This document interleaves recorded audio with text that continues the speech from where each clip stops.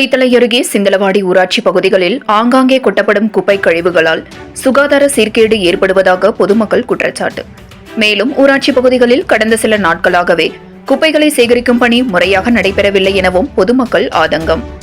கரூர் மாவட்டம் குளித்தலை அருகே சிந்தலவாடி ஊராட்சி உள்பட பல இடங்களில் சுகாதார பணியாளர்கள் சேகரிக்கப்படும் குப்பைகள் ரோட்டின் ஓரங்களில் கொட்டப்படுகிறது.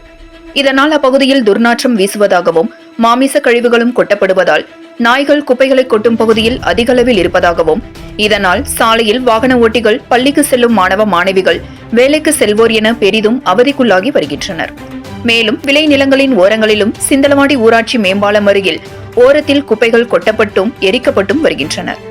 இதனால் அப்பகுதியில் செல்லும் பயணிக்கும் வாகன ஓட்டிகள் துர்நாற்றத்துடன் வரும் புகையினால் பெரிதும் பாதிக்கப்படுகின்றனர். மேலும் சிந்தலவாடி ஊராட்சிக்குட்பட்ட பகுதிகளில் தூய்மை பணியாளர்கள் கடந்த சில நாட்களாக முறையாக குப்பைகளை சேகரிக்காமல் உள்ளனர் எனவும் பொதுமக்கள் குற்றம் சாட்டுகின்றனர்.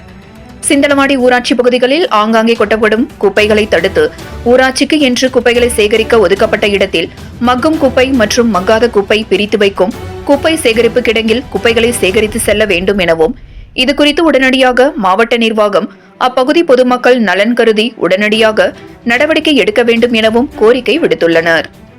7 கிரீன் நியூஸ் செய்திகளுக்காக கரூர் மாவட்ட செய்தியாளர் சீனிவாசன்.